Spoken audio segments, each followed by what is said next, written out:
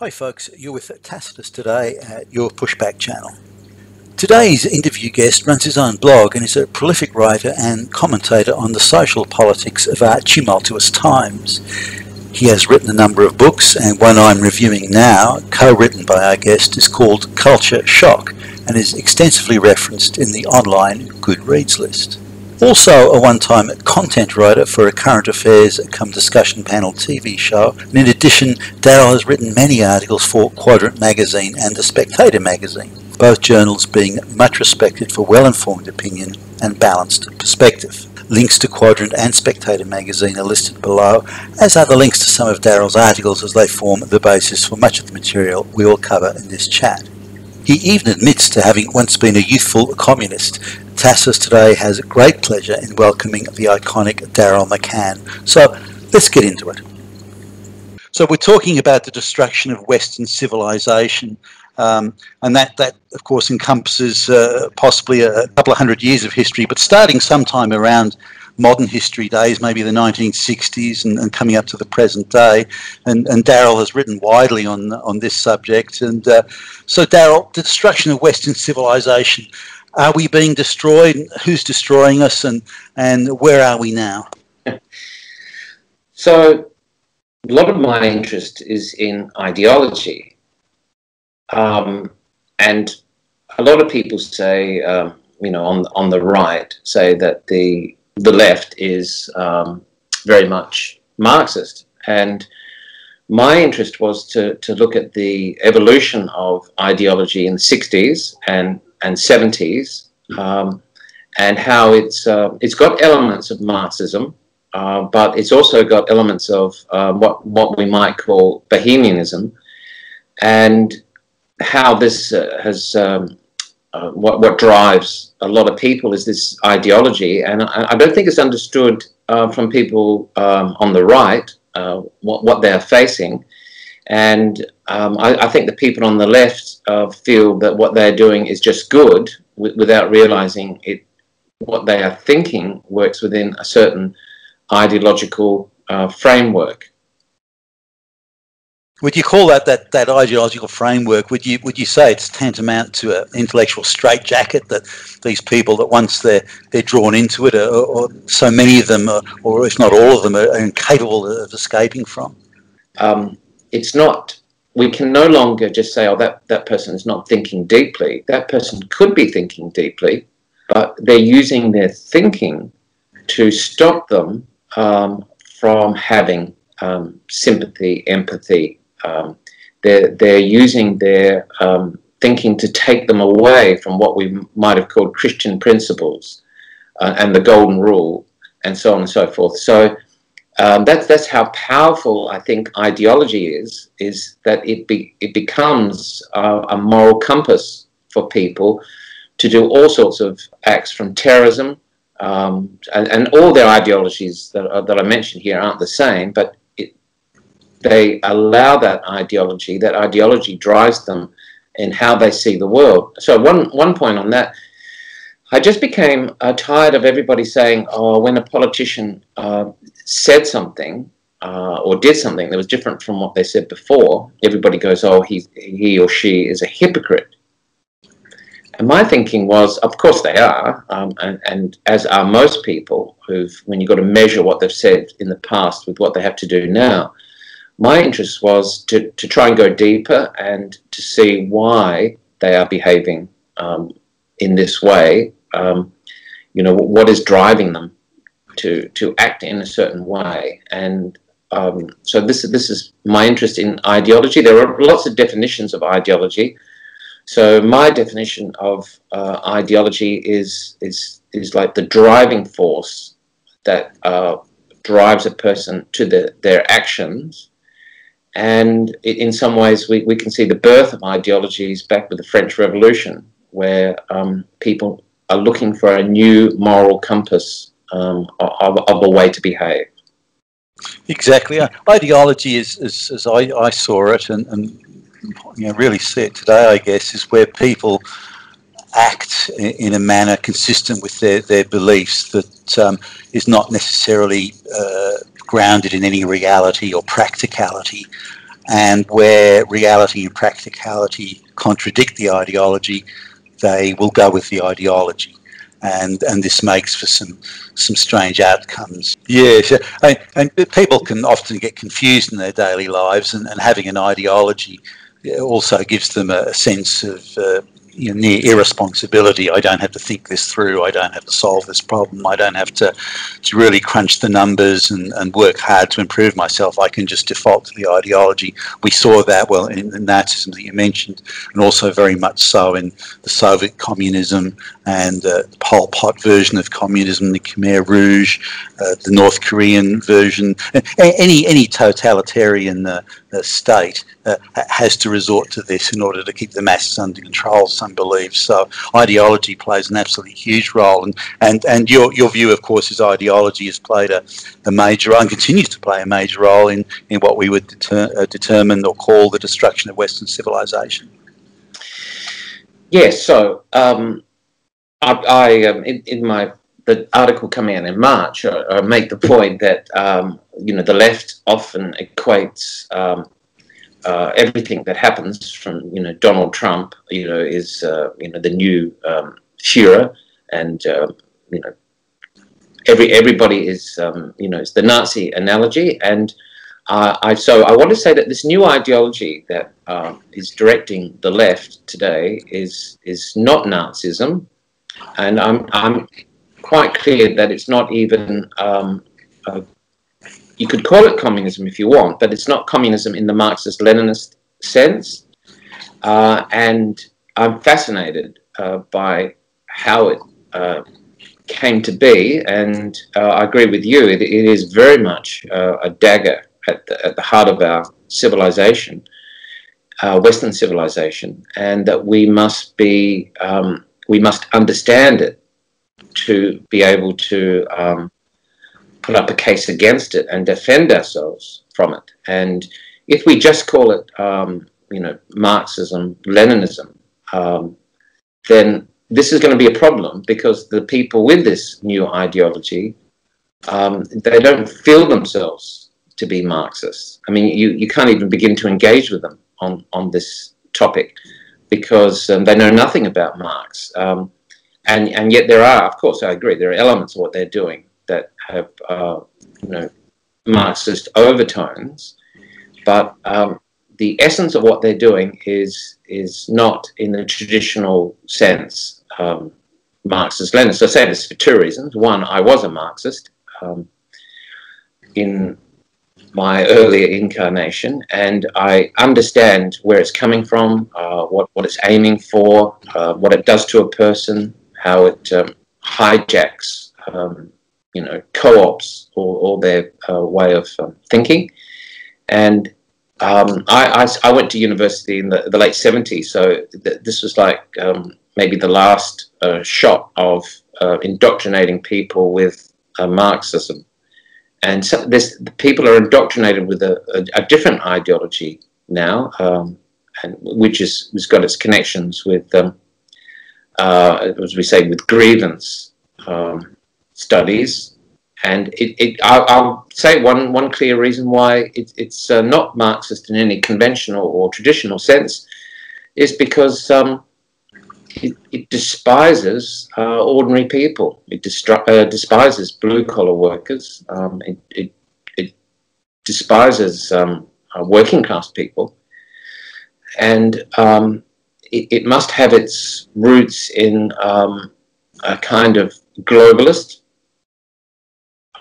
middle-class view of the world.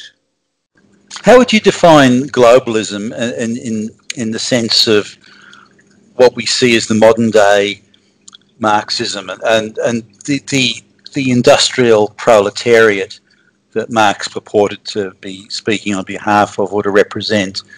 In the West, at least, they've largely gone away in terms of the people working at the machines and so on. They're still there, but in far fewer numbers. So if you're looking to represent a majority, and the workers clearly were in Britain and industrial Europe and so on, given the changing face of employment and the nature of employment and more white collar employment, that sort of thing, is the new industrial worker the person that works as a shop assistant in a store somewhere or in a mall? Are they the new workers? And if so, how could they be represented? And the old methodology of representing them of you're in the machine, you're down the mine shaft and so on, that doesn't really work anymore. It's got no traction. So that grievance industry had to be invented. And using classical Marxism in terms of oppressor and oppressed, that's a very simple sort of concept to put out there, one that worked then and works even better now than I think it did then. Is that the new Marxism in terms of the way the message is being sold? And is Marxism really all around us? It's just in a different messaging format. Is that a possibility? Well, I mean, it's a possibility, and a lot of what you're saying is true and important.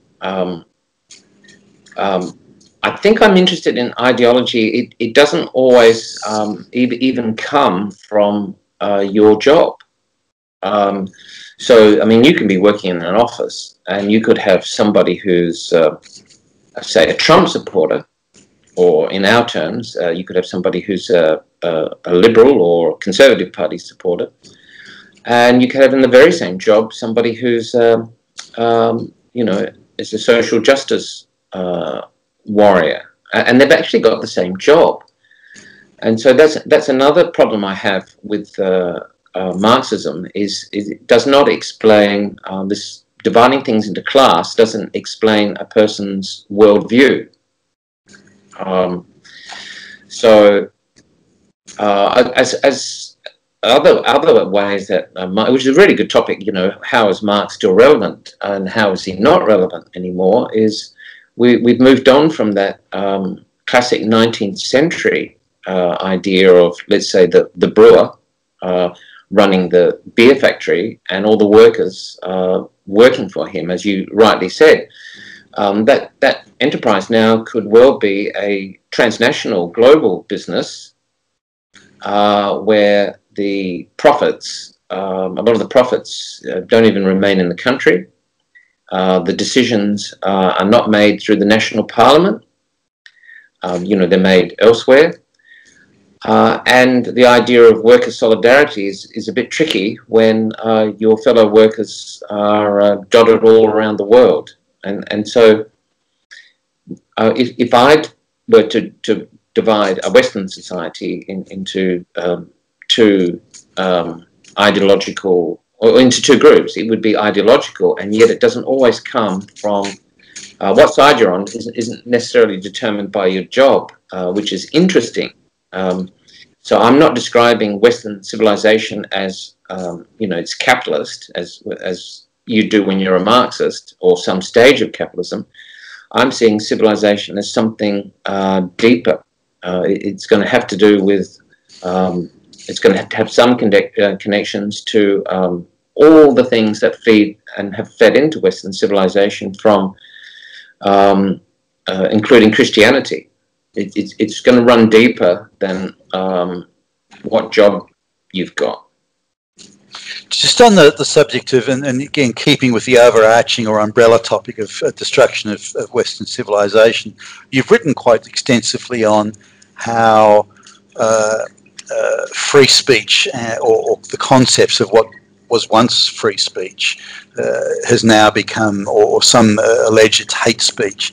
And how has that worked in together, that morphing from what was free speech into now being declared as hate speech, and how does that in turn fit into the ideology? Because the people that are calling, as far as I can tell, the people that are calling free speech hate speech are in many cases ideological fanatics, and that seems to be an issue, and you've written widely on it.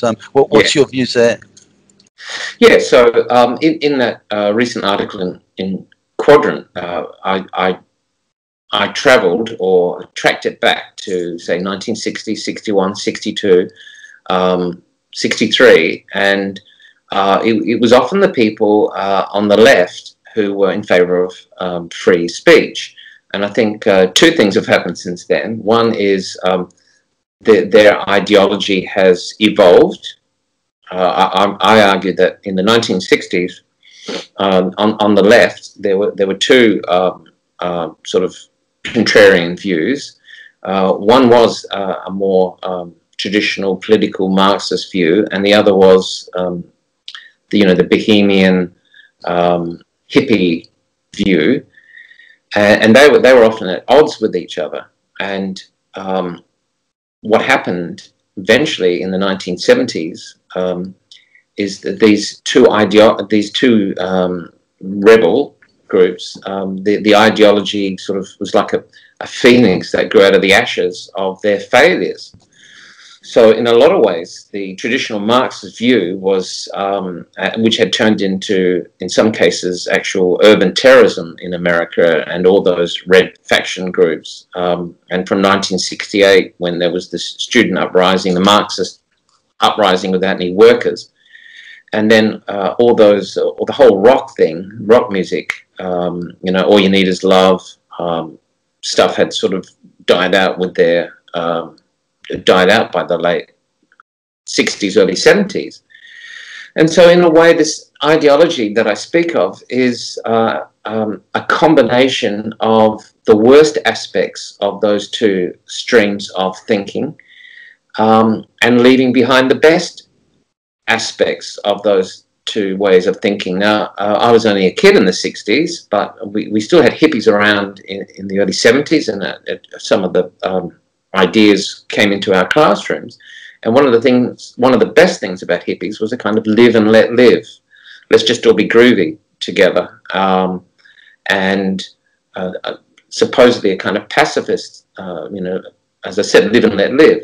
And the Marxist thing, that was their best thing. Their worst thing was their hatred.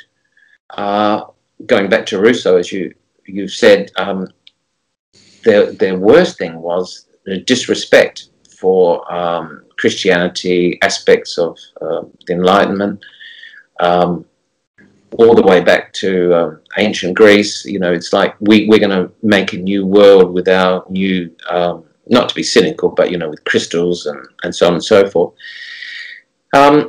So that is a part of this new ideology. On the other hand, what they've taken from the Marxism one is, as you mentioned before, was a kind of zero-sum game. That in the Marxist idea was you couldn't have any relationship that wasn't based on a class oppressor and a class victim. Well, they've taken that and broadened that out to, you can't have a relationship between a husband and a wife. You can go where you like, teacher, student. Every relationship is based on an oppressor and the oppressed. So that's one of the worst aspects, and also the millennialism of Marxism. The idea that some fantastic world is around the corner. They took that as well. And they left out the best part of Marxism, which was supposedly its claim that workers were good. That there was a tremendous place for workers now and in the future, and they've thrown that one out. So this new ideology is so one of the things is that their ideology has evolved as more people have written about it, and it's become more of a dogma, and it's become more integrated. So now they have this ideology that makes it very different from 1961, 62, 63. And the other thing that's changed since then is I always like the idea of even when I was on the left, I found it very hard to talk about a ruling class. I like the C. Wright Mill's idea of the left, of the power elite. That some people have more opportunities than others. Well, that used to be conservative, you could say, in the 1950s, or have a more conservative leaning, especially during the the Cold War in the 1950s. Well, I would argue now that we have a left power elite. So you have people in power, whether it's everything from Hollywood to a lot of the mainstream media to a lot of our institutions. They have the power. They are the gatekeepers, and they also have this more coherent, powerful ideology, which aims for the, whether they're aware of it or not, aims for the destruction of the traditions of Western civilization. This changing the relationships, this changing relationships of people within the civilization, whether it's relationships between, well, all relationships between workers and owners, between husbands and wives, children and parents, and so on. I mean, if you look at sort of some of the early works of Lenin and Trotsky and Bukharin and so on, when they were looking at how to destabilise the decadent West, and this is back in the 1920s, they were talking about we have to take over the public service, the educational institutions, and the media and the trade unions. If we can infiltrate and control, or reasonably control, all of those, then we can destabilise the society. Now, again, this was in the 1920s. When you look at today, where are the main sources of destabilisation in, for example, the United States, but the West generally? It's those same four less to the unions to a lesser extent, but certainly they're in there. But the other three, the media, academia, and the public service, that's still the same today. Nothing's really changed over the last 80 or 90 years. If you want to destabilise society, you have to get in there. The West having longer institutions, and more importantly, trusted institutions. People will trust those institutions, independent courts of law, for example. So if you can infiltrate those and then turn them against the people, in effect, to change these relationships, then you can do that and use up the trust that a high trust society has accumulated over generations. Now, at the end of that, when all trust is lost, and if you still haven't changed society, then you've got civil war type problems, because the resentment and the animus has grown without the change that the social engineers attempted. And I wonder if when we talk about destruction of Western civilization, if instead of changing views and attitudes, it's created simply two armed camps in effect, each believing that the other is almost mad and undeserving of any sort of comment in the public square, and that in itself is dangerous. Do you see those as issues in it all? I think you're right. I think it's catastrophic. It's catastrophic.